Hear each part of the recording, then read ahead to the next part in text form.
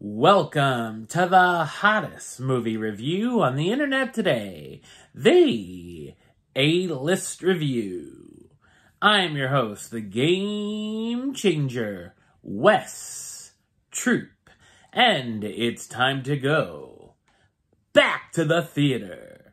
And this is a film that critics and audiences alike seem to be split on. Some love it, some not so much. Let's see what side of history I'm on. My review of the 2023 war action film, Napoleon, coming up now.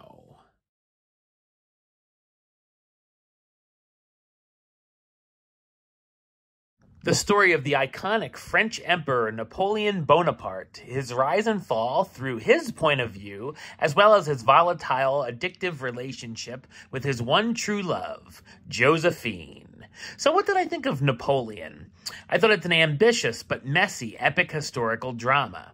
It's directed by Ridley Scott, who's best known for directing films such as Alien, Blade Runner, Thelma and Louise, Gladiator, The Martian, and most recently, House of Gucci. While he's made some masterpieces, Scott's overall filmography is very hit and miss with me. This telling of Napoleon's story is certainly not all historically accurate because Scott said he didn't care about it being so, which begs the question, why should we care about his film? It does, however, have some worthwhile elements. The highlights here are the battle sequences, which look fantastic and are shot very well. They're bloody and brutal scenes, especially seeing the effects cannons had on their targets.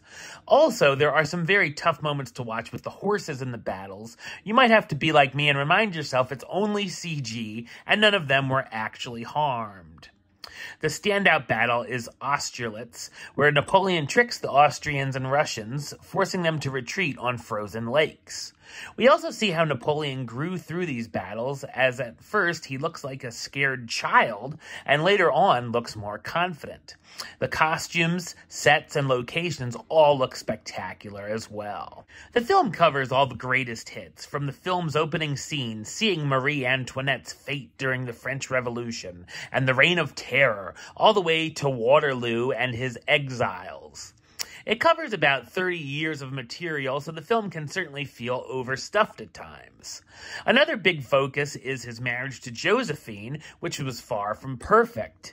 There's infidelity on both sides, and Napoleon wanting her to bear an heir becomes a big factor. It also shows Napoleon not only as a narcissist and egotistical, but as a brat at home who's awkward and insecure. The story can go all over the place at times, and subplots come and go and are never mentioned again, such as his son, which there was so much focus on. There's some humor thrown in, which, while welcome to lighten the tone once in a while, it feels random and out of place at times. The unattractive sex scenes are very awkward as well. Unfortunately, the pacing becomes very wonky, one moment flying at breakneck speed to the next where it drips like molasses, making me feel bored, and it even feels repetitive at times. It's been said there's a 4-hour cut going to Apple TV, but I can't say I'd be chomping at the bit to sit through this material again. I honestly thought its over 2.5-hour runtime felt 3 times as long and could have been trimmed down. I thought it was odd that every character has a British accent, no matter what country they supposedly come from, except for Napoleon, who just talks like Joaquin Phoenix, who stars as the Emperor of the French, Vanessa Kirby as Empress Josephine, the Empress Consort and the first wife of Napoleon, Tahar Rahim as Paul Barras, a politician who was the executive head of the Directory during the French Revolution, and Rupert Everett as Arthur Wellesley, the Duke of Wellington. While Napoleon is a very mixed bag for me, with its tedious lulls and lack of charisma, and it gets a lot of its history wrong, the battles and filmmaking lets it squeak by with a very mild recommendation. Number-wise, I'm going to give it a 6 out of 10, which gives it the A-list rating of do it. It's a small do it, but a do it nonetheless. Alright, well that's the show. I'll be back with another review very soon. But until then, don't forget to like, comment, and subscribe right here on YouTube. YouTube.com/Westside515. Like the show on Facebook, Facebook.com/WestTroopAlist.